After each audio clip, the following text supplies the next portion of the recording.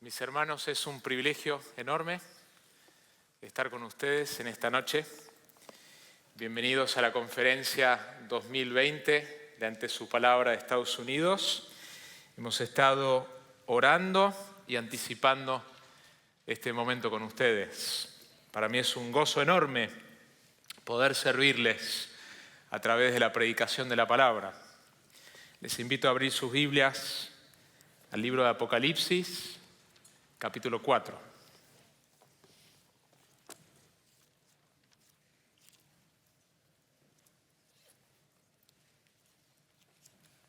Apocalipsis, capítulo 4, vamos a leer el texto entero. Apocalipsis 4, versículo 1. Después de esto miré y vi una puerta abierta en el cielo, y la primera voz que yo había oído como sonido de trompeta, que hablaba conmigo, decía: sube acá y te mostraré las cosas que deben suceder después de estas. Al instante estaba yo en el Espíritu y un trono colocado en el cielo, y a uno sentado en el trono. Y el que estaba sentado era de aspecto semejante a una piedra de jaspe y sardio. Y alrededor del trono había un arco iris de aspecto semejante a la esmeralda. Y alrededor del trono había 24 tronos. Y sentados en los tronos 24 ancianos vestidos de ropas blancas, con coronas de oro en la cabeza. Del trono salían relámpagos, voces y truenos. Y delante del trono había 7 lámparas de fuego ardiendo, que son los 7 espíritus de Dios. Delante del trono había como un mar transparente, semejante al cristal. Y en medio del trono y alrededor del trono 4 seres vivientes llenos de ojos, por delante y por detrás. El primer ser viviente era semejante a un león, el segundo ser era semejante a un becerro, el tercer ser tenía el rostro como el de un hombre y el cuarto ser era semejante a un águila volando. Y los 4 seres vivientes, cada uno de ellos con 6 alas, estaban llenos de ojos alrededor y por dentro, y día y noche no cesaban de decir: Santo, Santo, Santo es el Señor Dios, el Todopoderoso, el que era, el que es y el que ha de venir. Y cada vez que los seres vivientes dan gloria, honor y acción de gracias al que está sentado en el trono, al que vive por los siglos de los siglos, los 24 ancianos se postran delante del que está sentado en el trono y adoran al que vive por los siglos de los siglos, y echan sus coronas delante del trono diciendo: digno eres, Señor y Dios nuestro, de recibir la gloria y el honor y el poder, porque tú creaste todas las cosas y por tu voluntad existen y fueron creadas. Oramos.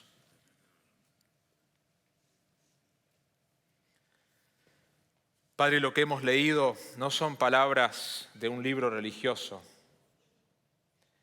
no son palabras humanas. Lo que hemos leído proviene de tu propia boca. Toda la Escritura es inspirada por Dios. Estamos delante de tu presencia.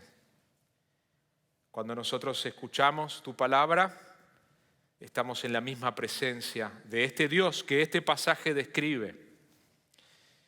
Y ese es el mismo Dios que nos ha abierto los ojos en la obra del Espíritu Santo a poder ver nuestro pecado, ver nuestra necesidad del Evangelio, ver a Jesucristo glorioso, crucificado y resucitado entre los muertos. Es ese mismo Dios que nos ha hecho nacer de nuevo. Así que te damos gracias por eso.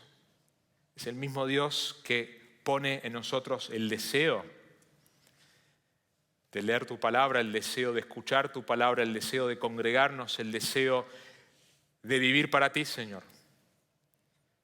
Nosotros en nuestro estado natural jamás te buscaríamos. Esa es la triste condición y pedimos a la luz de esto, Señor, a la luz de la obra de tu Espíritu, que vos obres en esta misma noche y me ayudes a mí a predicar con claridad, con fidelidad, dependiendo de ti, y que nos hables, Señor, queremos escuchar tu voz.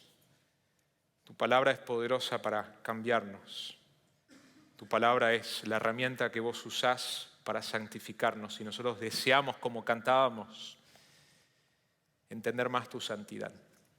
Yo pido que en esta noche podamos ver eso mejor, a través de los ojos de la fe, mirando lo que vos has revelado en tu palabra. Te lo pido en el nombre precioso de Jesucristo. Amén. Esta conferencia, como todos saben, supongo, se trata sobre la santidad de Dios. Y lo vamos a mirar desde muchos ángulos. Todas las predicaciones y los talleres van a abordar el tema de la santidad de Dios. La prédica que se me ha asignado se trata justamente sobre el atributo en sí de la santidad de Dios. Pero para hablar de este atributo no lo voy a hacer temáticamente, sino que voy a predicar un texto central, el texto que acabamos de ver. El tema del sermón será más amplio que solamente hablar de la santidad de Dios, pero veremos en este pasaje la santidad de Dios revelada.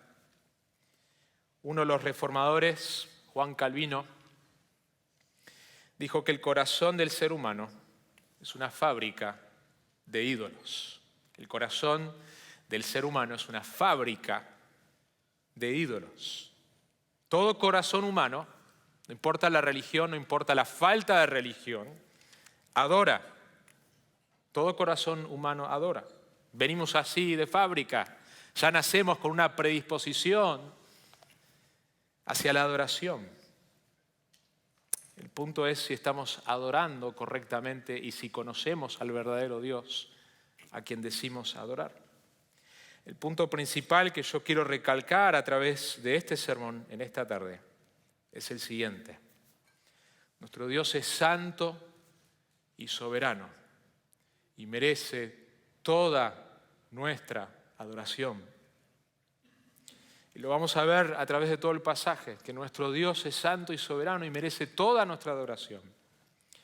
Cuando vemos la estructura de este pasaje hay tres partes. Hay una introducción al trono celestial en el versículo 1 y versículo 2. Vemos una descripción de ese trono celestial, el versículo 3 al 7. Y vamos a ver una adoración alrededor del trono, en el versículo 8 al 11. En este capítulo vemos una escena espectacular del trono de Dios. Pero antes de entrar a este lugar santísimo, miremos algunas cosas introductorias que el pasaje nos brinda. Primero, necesitamos entender el contexto de esta escena. Las primeras palabras del versículo 1, si ustedes miran en sus Biblias, capítulo 4, dicen, después de esto. Nos obliga a hacernos la pregunta, ¿después de qué?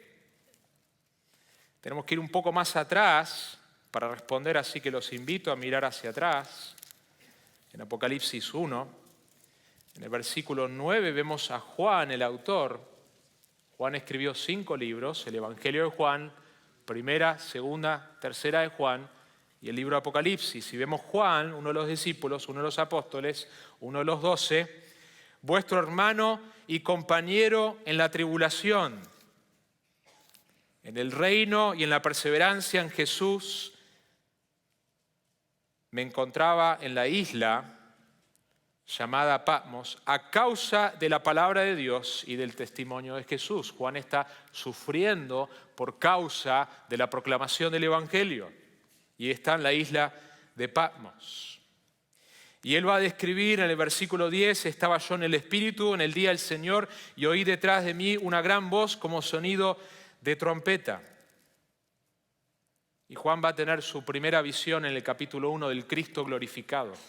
El mismo Jesús con quien él pasó años, lo va a ver de otra manera. A tal punto que cuando vemos el versículo 17, dice, cuando lo vi, caí como muerto a sus pies. Es un tema recurrente en la Biblia cuando alguien se encuentra con una manifestación de la presencia de Dios. Frecuentemente hay temor, frecuentemente hay reacciones como estas. Y él puso su mano derecha sobre mí diciendo, no temas, yo soy el primero y el último y el que vive y estuve muerto y he aquí estoy vivo por los siglos de los siglos y tengo las llaves de la muerte y del Hades. Escribe pues las cosas que has visto y las que son y las que han de suceder después de estas. Ahora hay un debate sobre el significado del versículo 19. Y no es mi propósito en este sermón entrar en un debate de las posturas de la escatología. Pero lo que vemos simplemente es que a Juan se le dice, escribí lo que viste, yo entiendo que es el capítulo 1, versículo 2 y 3, las cosas que son, y capítulo 2 y 3, y capítulo 4 en adelante, las cosas que suceden después de estas. Lo que podemos decir como mínimo cuando llegamos al capítulo 4, que dice después de esto que Juan simplemente está diciendo que él acababa de tener una visión y esa visión va a continuar todo el capítulo 2 y todo el capítulo 3 porque Jesucristo va a hablar a las 7 iglesias. Es más, si tenés una Biblia que pone en rojo las letras de Cristo, esta parte está todo en rojo, porque Jesucristo mismo está diciéndole, quiero que escribas en un libro estas cosas, a estas 7 iglesias. No sabemos cuánto tiempo pasó entre la visión del capítulo 1, que continúa en el 2 y 3, y la visión que él tiene en el capítulo 4. Quizás pasaron minutos, horas, días, pero Juan está describiendo una próxima visión que él tiene en el libro de Apocalipsis.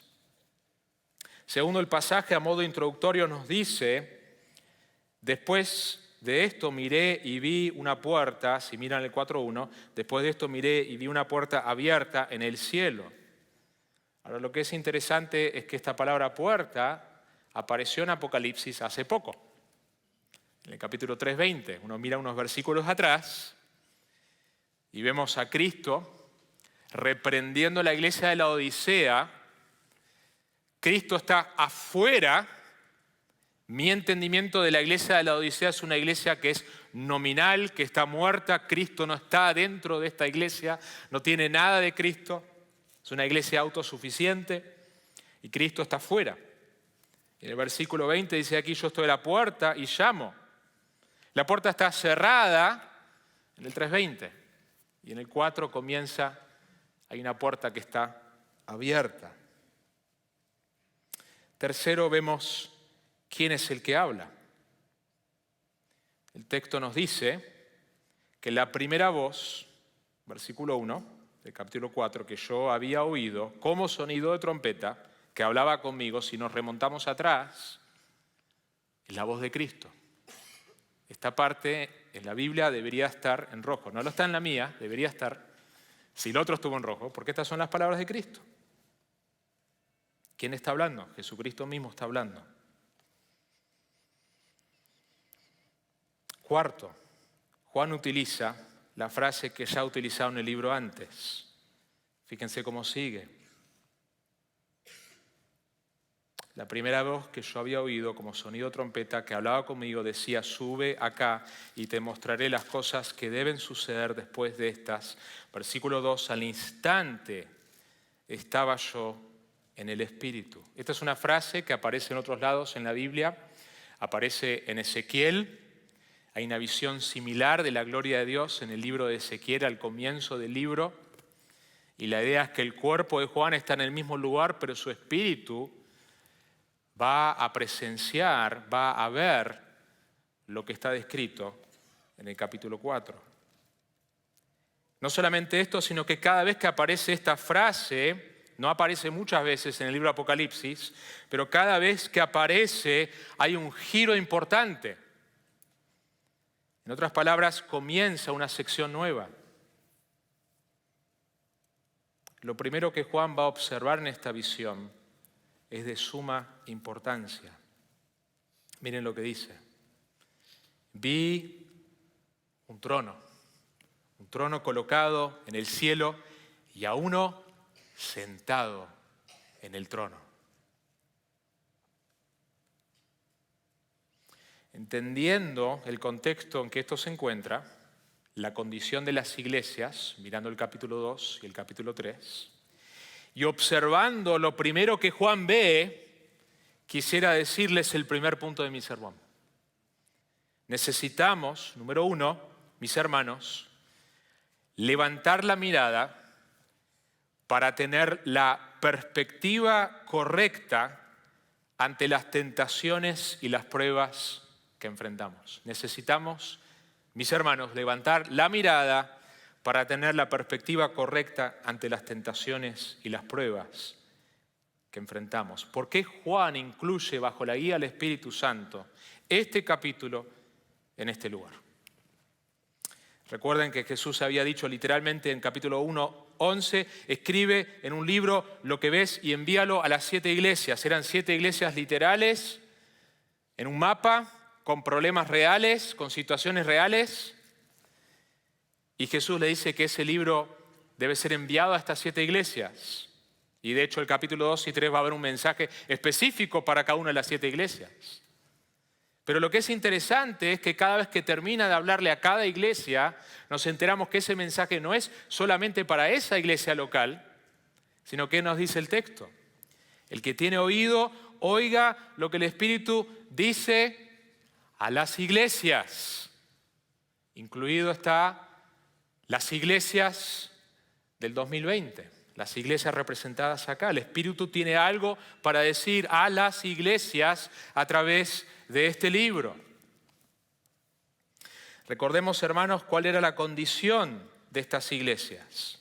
Frecuentemente escuchamos a veces la frase, yo quisiera encontrar una iglesia como la iglesia del primer siglo. Sería fabuloso ser una iglesia como la iglesia del primer siglo. Bueno, mis hermanos, acá hay 7 iglesias que son del primer siglo. De las 7 iglesias, 5 son llamadas por Jesucristo a arrepentirse de algún área en la cual necesitan arrepentirse. Jesús alaba a todas las iglesias, menos una, y corrige a todas, menos a 2. Y a las otras 2, que no tienen nada negativo para decir, no las llama al arrepentimiento, porque no hay un área que les pide arrepentirse como iglesia, sino que las anima a perseverar a la luz de una persecución severa. Las 2 iglesias, en Apocalipsis 2 y 3, que no tiene Cristo nada para decir en cuanto a arrepentimiento, son iglesias que están bajo una persecución intensa, severa, y Cristo las anima a perseverar. La realidad es que las iglesias de Asia del primer siglo necesitaban arrepentirse de abandonar su primer amor, de permitir que la falsa enseñanza se meta en la iglesia. Necesitaban arrepentirse de la inmoralidad en medio de ellos y de la autosuficiencia. Y así como estas iglesias necesitaban tener esta imagen, esta visión de la realidad de Dios en el trono para sacudirlos, nosotros también. Lo que Jesucristo le va a dar a Juan y a las iglesias y a nosotros es una visión del trono celestial. Hermanos, no sé cuántos de ustedes les ha tocado estar en algún edificio, en algún lugar, o quizás conocer una persona que ustedes admiran, que vos decís, yo no sé por qué estoy acá, no estoy seguro cómo llegué acá, no sé cómo pude conocer a esta persona que admiro, me siento que no debería estar acá, pero es un privilegio estar acá. A mí me ha pasado. Pero mis hermanos, nada absolutamente se compara a lo que vemos en este capítulo. Juan no está entrando en el cuarto del emperador de Roma. Está entrando en un lugar infinitamente superior. Juan estaba ahí en el Espíritu. No era simplemente algo que él imaginó. Es un lugar real. Y las iglesias del primer siglo podían ver a través de esta carta ese cuarto celestial. Y nosotros a través de la palabra de Dios podemos ver, este es un lugar real, Dios está sentado en ese trono y es la descripción real del lugar celestial en donde Él está. Lo que la iglesia necesitaba y lo que nosotros necesitamos saber es ver a Dios en su trono. Necesitamos levantar la mirada para tener la perspectiva correcta ante las tentaciones y las pruebas que enfrentamos. Lo primero que Dios le da a estas iglesias, después de alabarlas y reprenderlas, es una visión del trono celestial. Desde el principio, este texto nos recuerda algo muy importante, que vos y yo no estamos en el centro del universo. El universo no gira alrededor tuyo, ni gira alrededor mío. Y necesitamos escuchar eso porque nuestra tendencia natural, revelado por nuestras motivaciones y acciones, es hacia la gloria propia. Esa es la tendencia de nuestros corazones. Sin la obra santificadora, sin la obra salvadora de Dios en nuestro corazón. Dios ha dicho en su palabra, yo soy el Señor, ese es mi nombre, no daré mi gloria a ningún otro. Y hay de los pastores, hay de los predicadores, hay de los miembros que viven para conseguir su propia gloria. Hay uno que está en el central, no sos vos, no soy yo, es el Señor Jesucristo, es Dios el Padre mismo.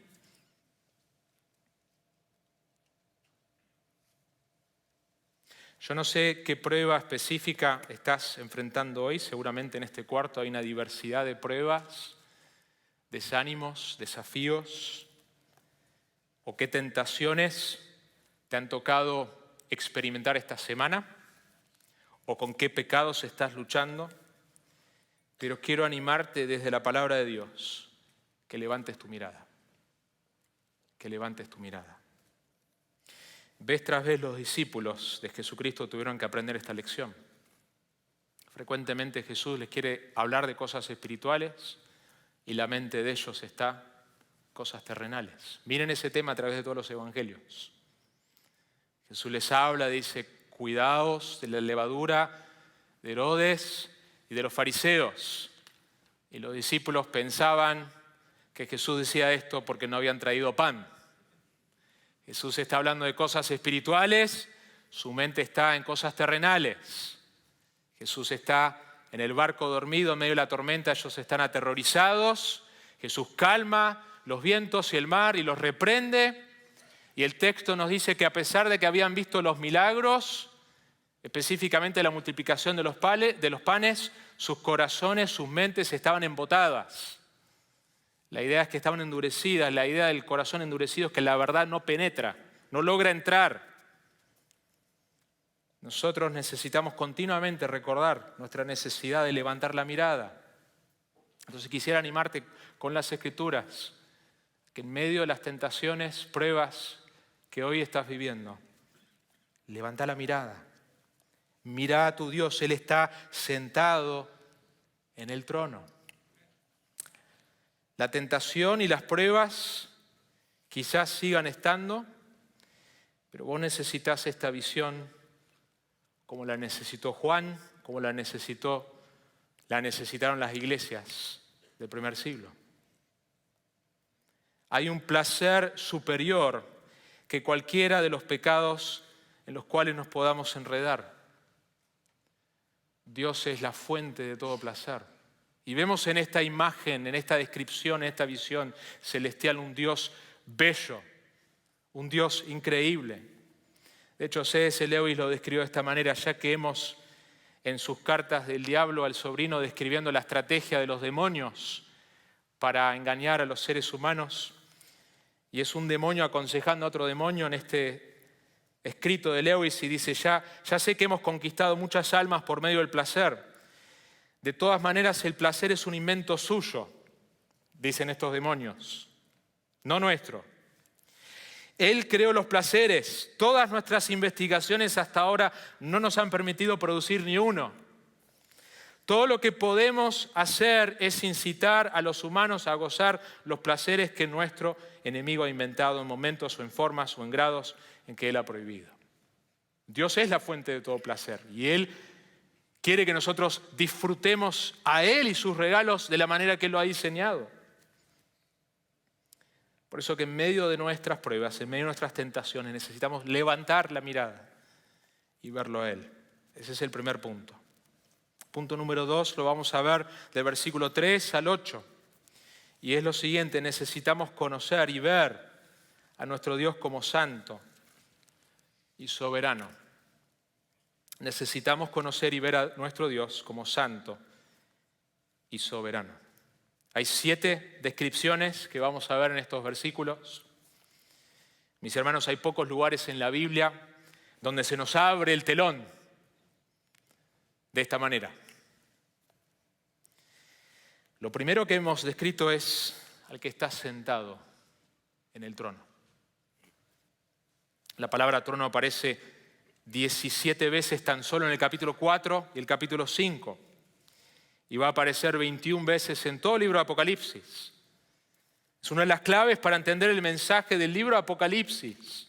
Que el libro de Apocalipsis es la revelación de Jesucristo y de un rey que va a regresar y que los reinos de este mundo no van a ser más, sino que Él establecerá, como lo está haciendo ahora a través de su iglesia, y establecerá para siempre su reino en su segunda venida.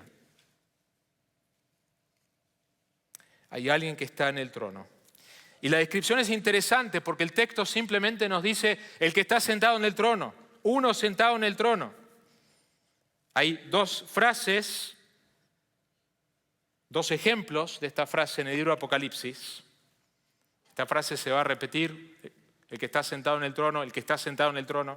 Pero 2 ejemplos, uno está en Apocalipsis 6, versículo 15 al 17, y los reyes de la tierra, y los grandes, los comandantes, los ricos, los poderosos, y todo siervo y todo libre, se escondieron en las cuevas y entre las peñas de los montes, y decían a los montes y a las peñas: caed sobre nosotros y escondednos de la presencia del que está sentado en el trono y de la ira del Cordero, porque ha llegado el gran día de la ira de ellos, y ¿quién podrá sostenerse?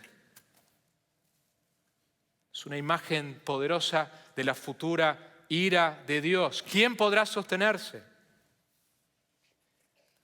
Y en Apocalipsis 20, versículo 11, vi un gran trono blanco y al que estaba sentado en él, de cuya presencia huyeron la tierra y el cielo. Segunda de Pedro dice que los elementos serán destruidos y no se halló lugar para ellos.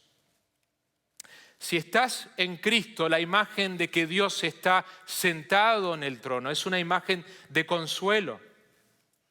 En Apocalipsis 21:3 nos dice: entonces oí una gran voz que decía desde el trono: he aquí el tabernáculo de Dios está entre los hombres, y Él habitará entre ellos, y ellos serán su pueblo, y Dios mismo estará entre ellos. Pero si todavía estás fuera de Cristo, si no estás reconciliado con tu Dios, no hay imagen más horrorífica que esta. No hay peor lugar que estar delante de un Dios que está sentado en el trono, que controla todo el universo, y vos estás desnudo delante de Él. Es una imagen terrible. De hecho, el texto nos había dicho en Apocalipsis 6, ¿quién podrá sostenerse? ¿Quién? Y la respuesta es nadie fuera de Jesucristo, fuera de la justicia de Jesucristo.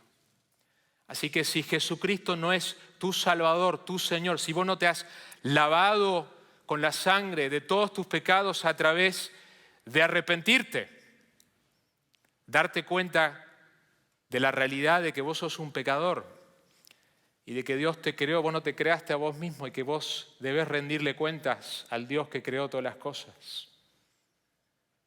Y que a través de confiar, a través de la fe en su persona, en su obra, en lo que Él hizo por vos, de morir y resucitar entre los muertos, te ofrece el perdón, de todos tus pecados, te ofrece justicia, una justicia que no es tuya, pero que Él la vivió perfectamente y te la ofrece mediante tu fe y te la ofrece gratuitamente. Que hoy vos puedas creer realmente y no enfrentarte a esta realidad terrible, terrible. El versículo 3 describe algo del que está sentado en el trono. Y uno dice, vamos a poder ver al que está sentado en el trono. Juan nos está por contar cómo es el que está sentado en el trono. Pero el texto nos dice poco, muy poco. La pregunta es, ¿por qué nos dice tan poco? En todo el capítulo nos cuenta tan poco acerca del que está sentado en el trono. En el Antiguo Testamento, en el libro de Éxodo, Moisés tenía una conversación con Dios y le dice, te ruego que me muestres tu gloria. Y él respondió, yo haré pasar toda mi bondad delante de ti y proclamaré el nombre del Señor delante de ti. Tendré misericordia del que tendré misericordia y tendré compasión de quien tendré compasión. Y añadió, no puedes ver mi rostro porque nadie puede verme y vivir. El mismo autor del libro Apocalipsis en su Evangelio, Juan, nos dice, nadie ha visto jamás a Dios. El unigénito Dios que está en el seno del Padre, Él le ha dado a conocer. Si querés ver a Dios, mirá a Jesucristo. Esa es la manera. Cuando Felipe le pregunta a Jesús en sus últimos momentos, muéstranos al Padre y basta. Queremos ver al Padre. Y Jesús, en otras palabras, le dice, eso es lo que yo vengo haciendo todo este tiempo. Porque nosotros no podemos ver a Dios el Padre. Y lo que describe es solamente dos cosas. Dice en el capítulo 4, versículo 3, el que estaba sentado era de aspecto semejante a una piedra de jaspe. Esta piedra aparece al final del libro, Apocalipsis 21:11, su fulgor era semejante al de una piedra muy preciosa, como una piedra de jaspe cristalino. Es muy probable que esta piedra era semejante a un diamante, con esa belleza, con ese brillo. Y la otra descripción que el texto nos da es otra piedra preciosa y es la palabra sardio. Probablemente tenía un tono rojo, así que imagínense como un diamante con brillo, pureza, belleza y una piedra con un color rojo. Ambas piedras se hallaban en el pectoral del sumo sacerdote, ambas aparecen en la lista de piedras de la Nueva Jerusalén. El comentarista Bio dice, las piedras intensifican la luz alrededor del trono, reflejando la luz inaccesible y por lo tanto la gloria rodeando a Dios mismo. Juan no puede detenerse mucho y no nos dice mucho acerca del que está sentado en el trono. Va a describir todo lo que está alrededor.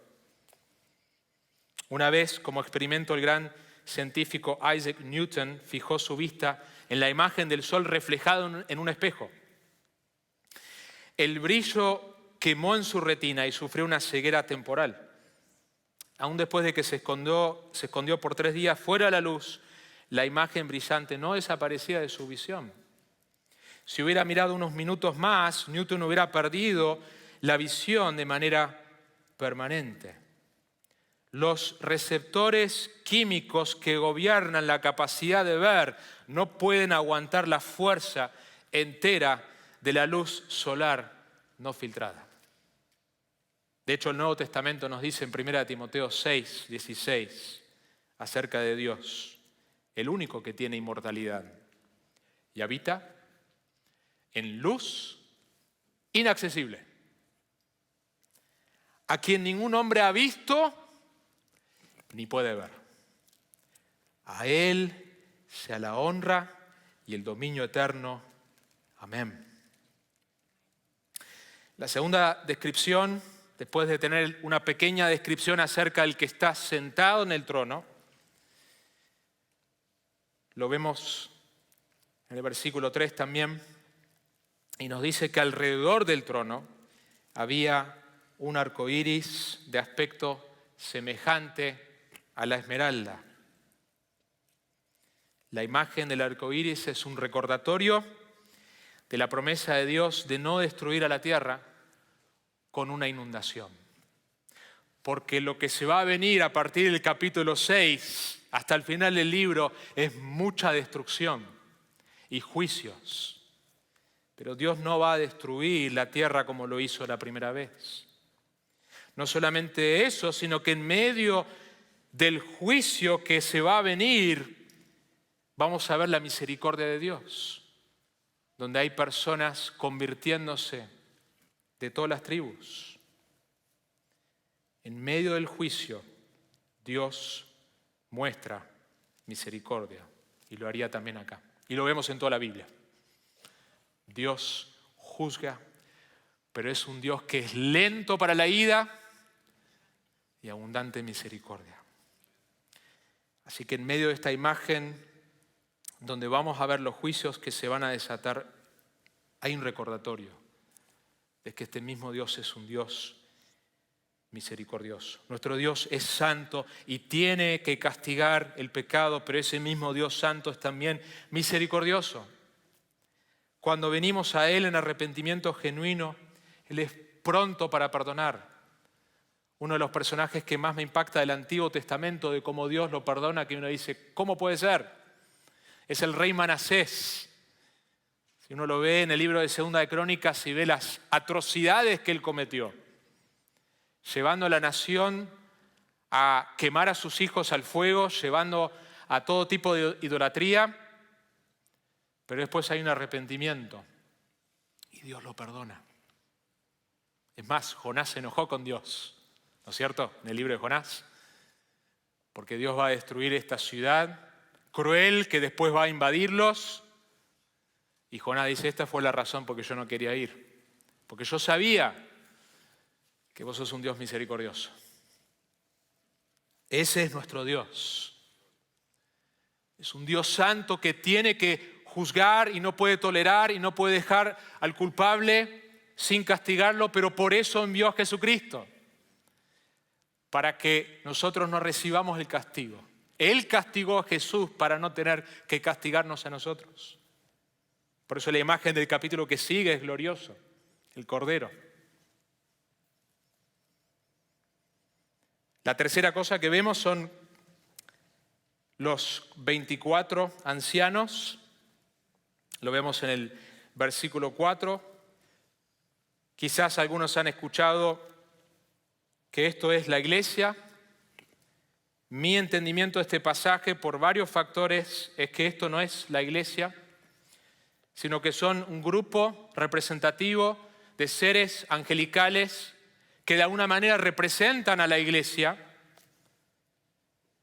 porque en el capítulo 5, cuando ellos hablan, las versiones que tienen los mejores manuscritos traducen, cuando hablan de la iglesia, no hablan de ellos como parte de esa iglesia, sino hablan de la iglesia como ellos. También vemos momentos donde uno de los 24 habla, interpretando, que es algo característico de la literatura apocalíptica, que un ser angelical interpreta cosas. Un autor lo dice así: su responsabilidad es el ejercicio de supervisión en el ámbito celestial bajo la autoridad del Señor Dios Todopoderoso. Están sentados en tronos como demostración de su posición. La Biblia da a entender la existencia de rangos dentro de las huestes celestiales. Colosenses nos dice que en Él fueron creadas todas las cosas, tanto en los cielos como en la tierra, visibles e invisibles, ya sean tronos o dominios o poderes o autoridades, todo ha sido creado por medio de Él y para Él. La cuarta descripción que tenemos la vemos en el versículo 5. Relámpagos, voces, o el griego se puede traducir ruidos y truenos. Del trono salían relámpagos, voces y truenos. Y eso se va a repetir en el libro. Frecuentemente justo antes de un juicio se repite eso. No sé si te tocó alguna vez estar muy cerca de un relámpago, de un trueno. A mí me pasó una vez. Se siente como que el cielo se está rompiendo como un papel. Es el tipo de ruido que hace a un niño llorar y a un adulto tener un temor. Nuevamente Lewis, hablando de este aspecto de Dios, en las Crónicas de Narnia, hay una interacción entre Susan y el señor Castor. Y dice, Aslan es un león, el gran león. Oh, dijo Susan, pensé que era un hombre. ¿Él es bastante seguro? Me sentiré bastante nervioso por conocer a un león. ¿Seguro? Dijo el señor Castor. ¿Quién dijo algo sobre que él sea seguro? Por supuesto que él no es seguro. Pero él es bueno. Pero él es bueno. Él es el rey, te lo digo. Necesitamos, mis hermanos, conocer y ver a nuestro Dios como santo, como soberano. La quinta descripción que vemos, versículo 5, sigue y describe delante del trono 7 lámparas de fuego ardiendo, que son los 7 espíritus de Dios. Lo más probable es que esto es una representación del Espíritu de Dios. Cuando vemos toda la escena del capítulo 4 y el capítulo 5, juntos vemos a nuestro Dios trino. El Dios Padre sentado en el trono, el Espíritu Santo y el Cordero que se va a acercar al trono para abrir los rollos. Porque nosotros adoramos un Dios trino, 3 personas, un solo Dios. La sexta descripción es el mar transparente. Delante del trono había como un mar transparente semejante al cristal. El mar, entiendo yo, que representa una cierta separación, porque nuestro Dios es santo, nosotros no nos podemos acercar como nosotros querramos. Hay una separación. Moisés, cuando se acerca demasiado a la manifestación de la presencia de Dios, en el libro de Éxodo, no te acerques más, sácate tus sandalias. La idea de la santidad es que Dios está separado. Pero también vemos en este mar transparente probablemente una imagen que vemos a través de todo el capítulo, similitudes con el tabernáculo. El libro de Hebreos nos dice que el tabernáculo en la tierra es una representación de lo que está en el cielo. Y hay muchas imágenes que aparecen acá que son similares. Y una de las cosas que había en el tabernáculo, un lugar donde era necesario lavarse. Porque nosotros necesitamos lavarnos para venir delante de Dios, porque nuestro Dios es santo. La pregunta es ¿cómo nos lavamos? Nosotros hoy en el Nuevo Testamento no nos lavamos con la sangre de corderos. No nos lavamos con agua para purificar nuestras almas. Nos lavamos con la sangre de Jesucristo. Esa es la manera. La realidad es que ninguno de nosotros en este cuarto estamos limpios. Ninguno. Nosotros estamos sucios por el pecado. Todos hemos pecado. Primera Juan dice, si alguno dice que no tiene pecado es un mentiroso. ¿Y cómo nos lavamos? Nos lavamos a través de la confesión. Primera de Juan 1:9, si confesamos nuestros pecados, Él es fiel y justo para perdonarnos y limpiarnos de toda maldad. Tuvimos la oportunidad de ver nieve, que es algo raro, en Texas. Mis hijos súper entusiasmados, venir de Argentina por ver nieve 2 veces en las últimas semanas. Los que son del norte dicen eso no es nieve, no es nada. Pero qué recordatorio de lo que dice el Antiguo Testamento. Que así de blanco, así de limpio quedamos por la obra de Dios en limpiarnos a través de su Hijo Jesucristo. Cuando venimos a Él confesando.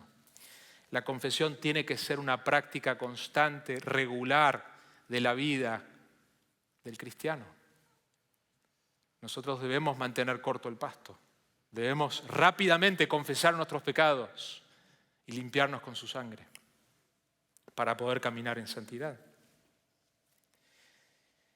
La última descripción que tenemos son los 4 seres vivientes que aparecen en el versículo 6, 4 seres vivientes que están en medio del trono, están alrededor del trono, llenos de ojos por delante y por detrás, todo lo ven, porque Dios todo lo ve, todas tus motivaciones, tus pensamientos, tus ambiciones, lo que vos hiciste en secreto que nadie vio, Él lo vio. Nuestro Dios es omnisciente. No solamente es santo, sino que es omnisciente. Y estos seres probablemente son seres angelicales que representan algo de la creación. Tienen ojos por todos lados.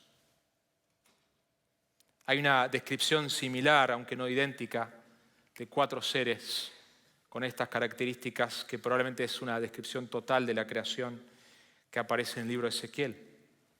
Cada uno, dice el texto, después de describirlos, el primer ser viviente era semejante a un león, el segundo a un becerro, el tercero tenía un rostro como el hombre, y el cuarto semejante a un águila. Y el versículo 8, cada uno tiene 6 alas. Y esto nos hace recordar a otro pasaje que nos habla también de la santidad de Dios. De Isaías,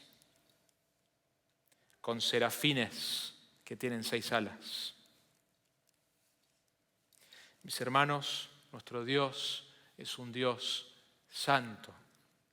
Nuestro Dios es soberano y nosotros necesitamos conocerlo y verlo como santo y como soberano.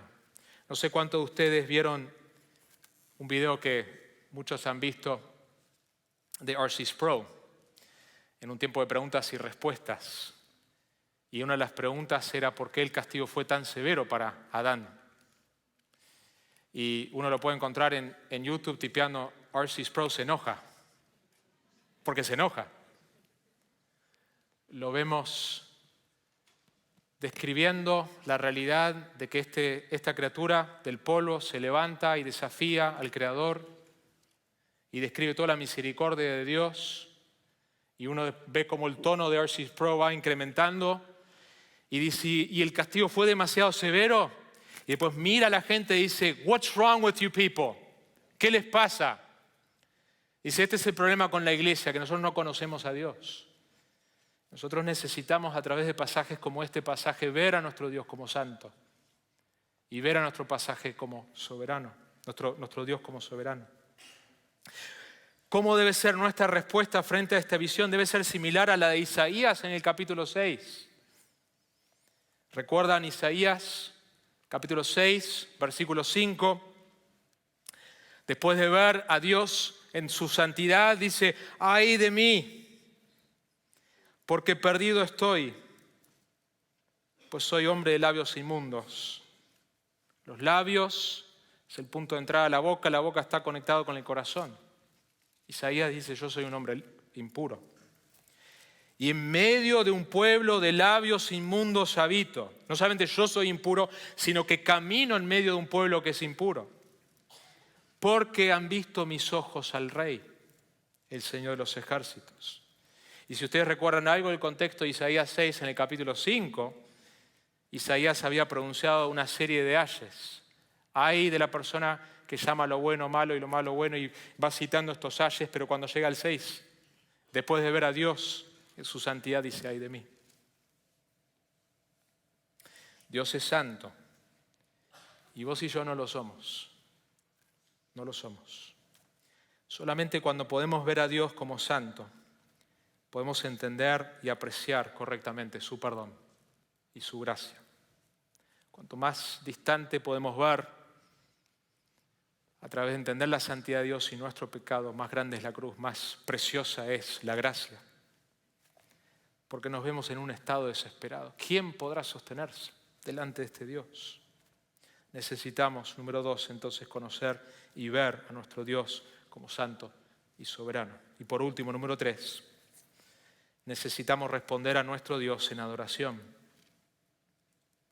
Miren el versículo 8 cómo sigue, lo que estos seres hacen.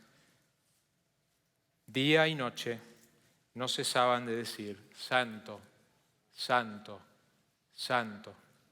No para, está pasando ahora.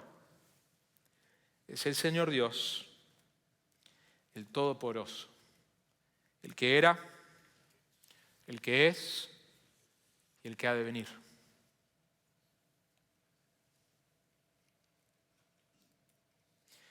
Algo que vemos en todo el libro de Apocalipsis es alabanza.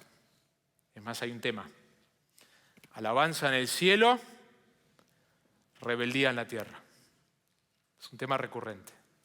Alabanza en el cielo, rebeldía en la tierra.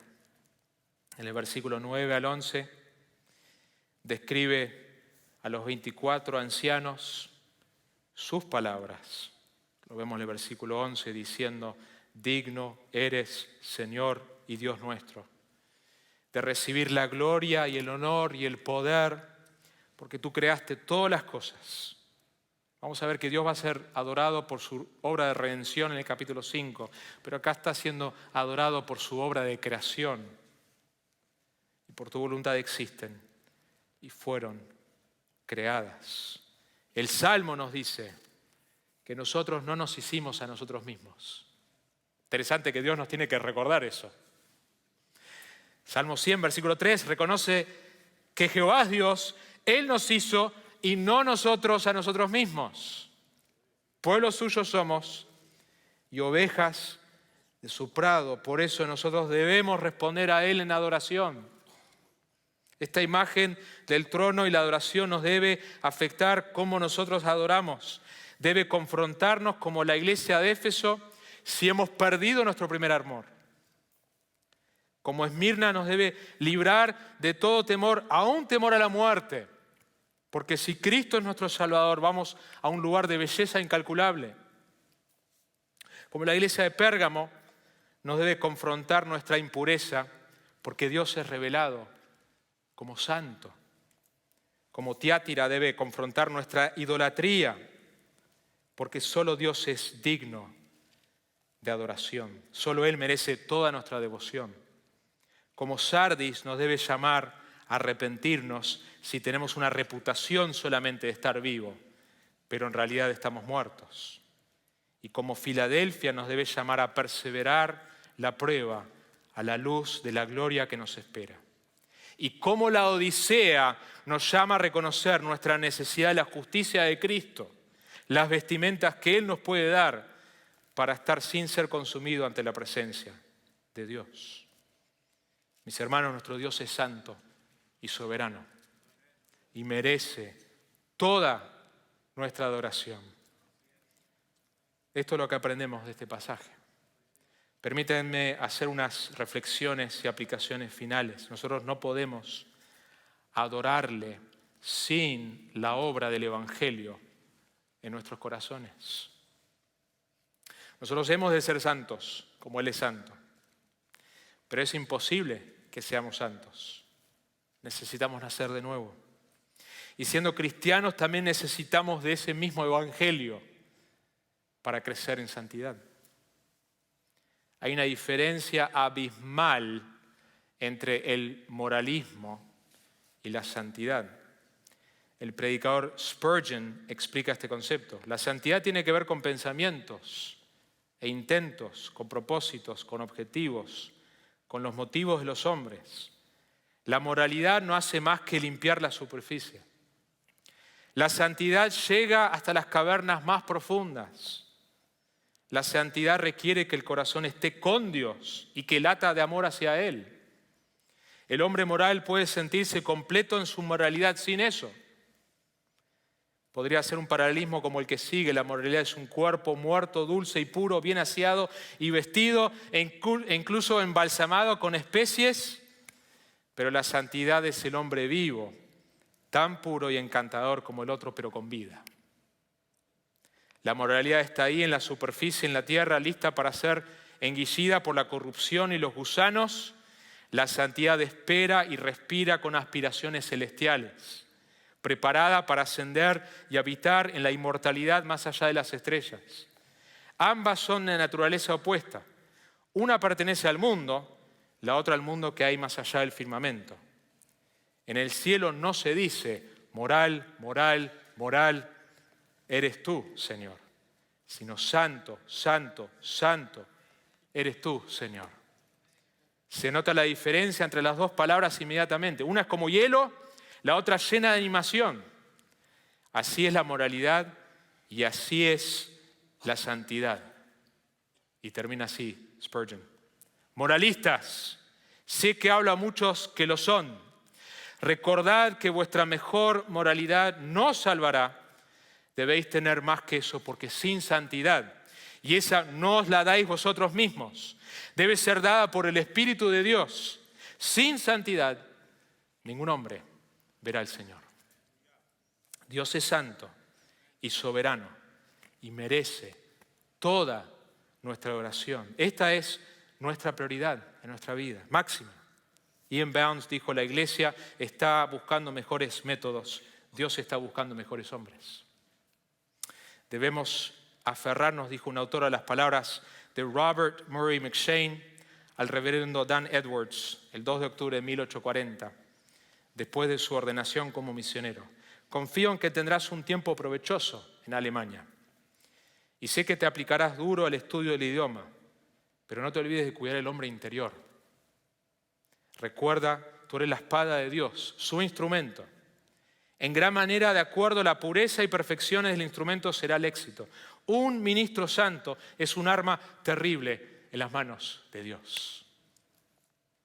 Con los años cada vez me importa menos los talentos de alguien, conocimiento, la popularidad. Y no estoy diciendo que no sean cosas que el Señor usa. Gracias a Dios por los talentos y por las oportunidades, las plataformas. Pero no me impresionan estas cosas, Dios tampoco le impresionan. No hay prioridad más importante en nuestra vida que centrarnos en Él, que lo conozcamos como soberano y santo y le demos toda nuestra adoración en todas las áreas de nuestra vida. Lo que está en el mismo centro del universo es el Dios trino, santo y soberano, siendo adorado perfectamente. Y si nuestra vida va a tener significado, no va a ser por otra cosa que esto, que estamos girando nuestra vida, como los planetas que giran alrededor del Sol, que Dios es el Sol, el centro de nuestra vida. La meta en la vida no es hacer grande nuestro nombre, nuestros ministerios, sino hacer grande su nombre. Dios es santo y soberano y merece toda tu adoración. Oramos.